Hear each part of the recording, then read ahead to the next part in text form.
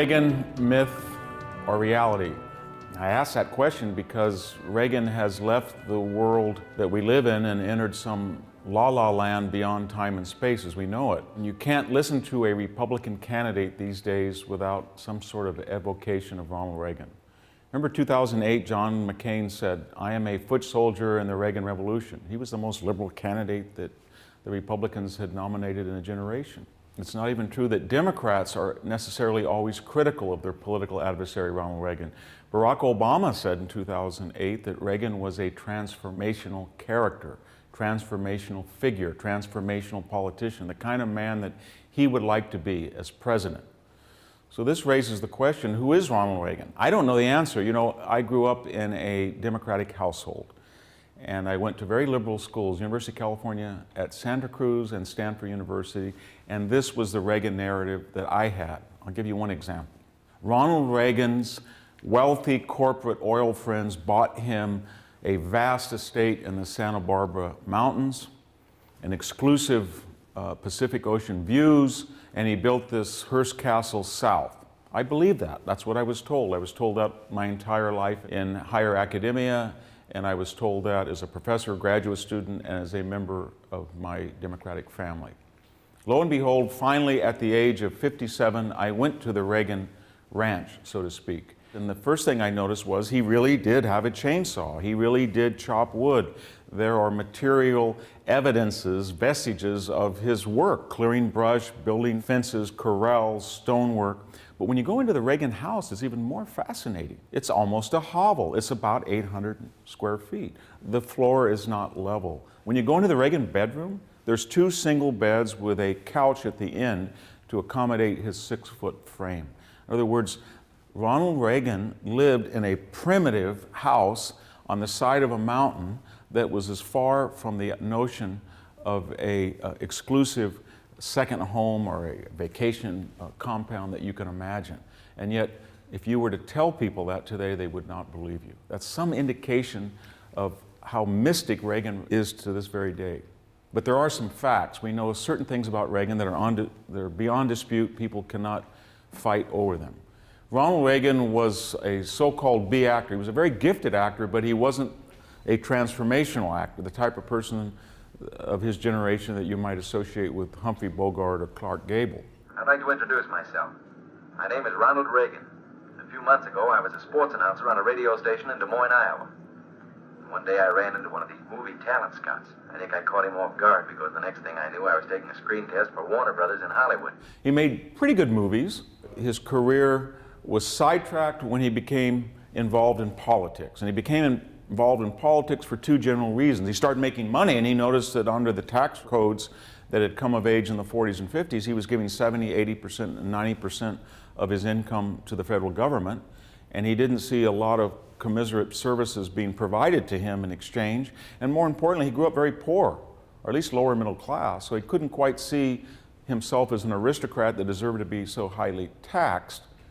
And second, he was worried about socialism and communism in the world stage and the loss of American prestige abroad, especially in things like the loss of Eastern Europe or the Korean War, and he thought that communist hegemony was on the rise abroad and the influence within our own country, whether it's the State Department or Hollywood actors. So those two driving forces, taxes, big government, and communism, started to dominate him, and so much so that it cost him his marriage, it cost him his career.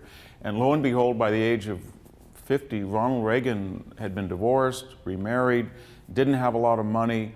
His contract with General Electric as a spokesman had started to erode. Tonight, John Forsythe stars on the General Electric Theater. And you will see product reports that show how in the things that lead to a better life for us all, at General Electric, progress is our most important product. And by the age of 52, 53, he decided to run for governor. In 1966, governor of California. Of course, in 1964, he'd given a great speech, Time to Choose, on behalf of Barry Goldwater. You and I have a rendezvous with destiny. It was a wonderful speech, and it had absolutely no effect. Goldwater was wiped out in one of the largest landslides in political history by LBJ in the 1964 general election. So here we have Reagan, and he runs for governor against an incumbent and very popular Pat Brown. He wins. In 1966, he's reelected, and he serves all the way until 1974 in a very successful term. And then what? During this period, he tried to have a late nomination run against Richard Nixon in 1968, failed. He tried the same thing against Gerald Ford in 1976, an incumbent, very divisive primary run, failed, and he was out of a job. He was writing commentary, 1 or 2 minute news, radio news broadcasts, but he didn't have a job. He was now in his 60s, late 60s, and we come to the 1980 presidential race. He runs for the nomination against George Bush Sr. The man is 69 years old. He has not had a job in the last 6 years since he left the governorship of California from 74 to 1980. He had really no source of income. He was not a wealthy man, and he was elected president. And then we had 2 terms, and he left office in 1988, and those are the facts we know about Ronald Reagan that are beyond dispute. Everything else is, again, enters the realm of myth. And let's go through 6 or 7 of these issues to show you what I mean. Let's take one of his signatures, social values, social conservative values, the idea that the world of Leave It to Beaver or Fathers Knows Best in the 1950s had been eroded by the 60s, the Vietnam protests, the rise of the civil rights movement, feminism, all of these efforts at reform and revolution and recension, they had all destroyed the fabric of the American family. And Ronald Reagan campaigned as a social reformer. And what happened?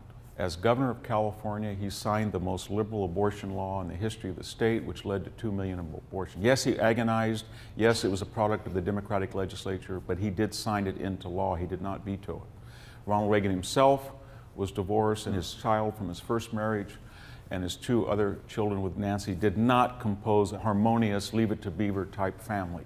He was very progressive on matters of homosexuality.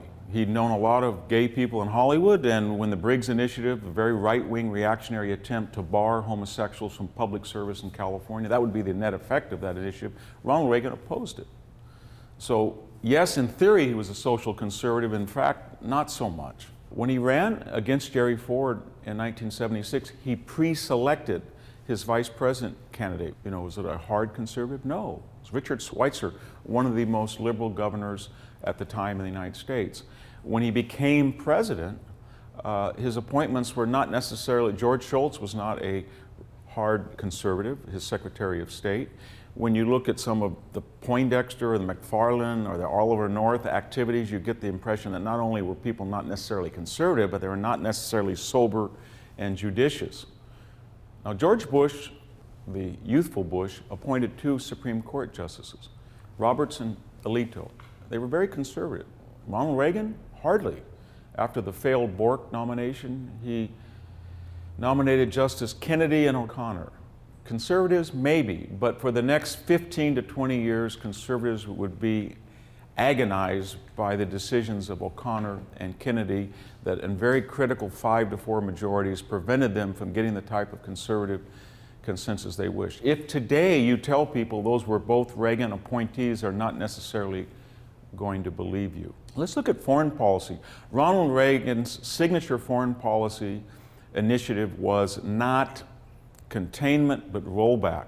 We had not heard that since the 1940s. In other words, he was saying it's not enough to stop the Soviet Unions at West Germany or stop them at Japan, the entire evil empire. Let us be aware that while they preach the supremacy of the state, declare its omnipotence over individual man, and predict its eventual domination of all peoples on the earth, they are the focus of evil in the modern world. The entire notion of global Soviet-inspired communism is rotten to the core, and we can increase our defenses to such a degree that we can awe it, we can deter it, and they cannot match us weapon system to weapon system, Star Wars system to Star Wars system, and they will implode. As fantastic as that sounds, that's pretty much what happened, especially after Reagan left office with the fall of the Berlin Wall in 1989. Mr. Gorbachev, tear down this wall. However, if we look at the implementation of some of that larger philosophical advocacy, it doesn't make any sense. At Reykjavik, the summit with Mr. Gorbachev, Ronald Reagan almost singularly, without any consultation of congressional leaders or even his own administration, offered I almost want to say the word unilaterally, to eliminate nuclear weapons. Imagine that, eliminate nuclear weapons. What was Germany going to do? What was Taiwan going to do? What was South Korea going to do? What was Japan going to do when the President of the United States was putting their nuclear future, so to speak, on the table with the Soviet Union without any consultation? That was one of the most radically left-wing proposals that we've ever heard from an American president. If Barack Obama did today, we'd be aghast. In fact, Obama suggested that we might cut down to 400 or 500 nuclear weapons, and people were appalled by that. But imagine suggesting at a summit with a Soviet leader in the middle of the Cold War that he wanted to eliminate all nuclear weapons. I'll give you one other example. In 1983, the Americans, for some reason, put a peacekeeping force of Marines into Beirut. There's not really a clearly defined mission, rules of engagement, and there's not a clearly defined end game. We didn't know really what we wanted to do other than to stop the violence. Hezbollah blew them up, 240 some Marines were killed. This was a Reagan-esque moment. We thought that the United States would carpet bomb the Bekaa Valley, send in another regiment, clean out. We didn't do anything. We waited and waited. We had a couple of battleships shell. But at that point, as bin Laden and Dr. Zawahiri said later, the United States either can't or won't retaliate. And the next 20 years, almost 20 years, that would lead to 9/11 were a result of that initial appeasement of radical Islam. Finally, the two signature policies we associate with Reagan are big government and higher taxes. Reagan ran on the proposition that he would make government smaller and more efficient, and he would lower your taxes. And he tried to. He said he was going to eliminate 2 entire cabinet bureaus. Remember, energy and education. In fact, Reagan was unable to eliminate either one of them. And he added a new one. So we had a new cabinet position of a Secretary of Veterans Affairs. So rather than eliminating 2, he added 1. And if we were to look at the rate of growth in government from 1981 through the Reagan presidency in 1988 into January of 1989, what do we find? Government grew per annum at about 7%. Conservatives would like to stone me if I tell them right now that Ronald Reagan grew government faster than Jimmy Carter or Bill Clinton. Almost as fast as George Bush. He did. Now, some of you are going to say, well, yes, but he cut taxes. He didn't have control over the government size, but he did cut taxes. And yes, he did. He came into office promising to cut the income tax rates from these abhorrent 70 and 80% levels, and he did right at once at 50%, and then again down to 28%. And then guess what happened? He raised gasoline taxes, he raised payroll taxes, and the net result was, in the aggregate, if you look at the 8 years of the Reagan presidency, taxation from the federal government when he entered office was about 18.3% of gross domestic product, and when he left, it was about 18%. So the bite that the government took out of the economy was about the same. Now, where does all this leave us in conclusion? What was Reagan? As I said earlier, it's unfair to look at Reagan frozen in amber. He was a man of a particular time and a particular space. When Ronald Reagan came into the presidency in 1980, for example, Republicanism was not Goldwaterism. They had tried to be conservative in the William Buckley fashion in 1964, and they'd been creamed, the Republicans had. Ronald Reagan came on the scene and said, I can be a Goldwater and I can be successful. But to be successful and to be a Goldwater conservative meant that you had to have enormous public relations skills, you had to be a pragmatist, and you had to compromise. We forget one thing. Ronald Reagan did bring in a Republican Senate for the first time in a generation, but he never won the House of Representatives. During the greatest Republican landslide in history, 1984 re-election of Ronald Reagan, in which Walter Mondale barely won his home state and only state by less than 4,000 votes, and even with 16 seats in the House that he gained, Ronald Reagan never had a Republican House, and that meant he was never free to do what he would have liked. For all his rhetoric about tear down this wall, and the Soviet Union's an evil empire, there was no Fox News, there was no Drudge Report, there was no right-wing internet site. Americans got their news from just a few outlets. There was CBS, NBC, and ABC. They gave us the network news. They were left of center. There were 2 great newspapers in the United States that the news was filtered from. The New York Times and the Washington Post, they were not unbiased.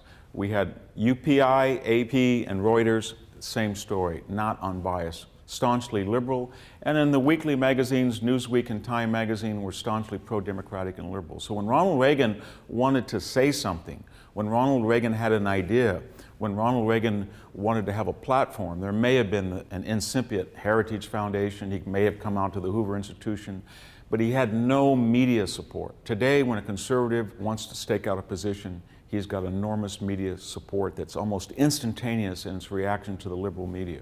Ronald Reagan had none of that. To the degree that Ronald Reagan failed or succeeded meant that he had to compromise with a Democratic-controlled House. He had no media support in popular culture, and he had to do it entirely on his rhetoric.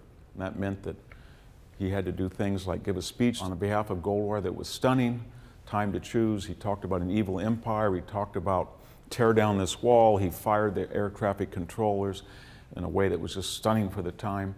But most of his success was inspirational, and it was based on his brilliant command of language, and he was quite aware of the limitations that the media and the political process put on him in limiting enacting a conservative agenda. We stood again for freedom. I know we always have, but in the past few years, the world, again, and in a way we ourselves, rediscovered it.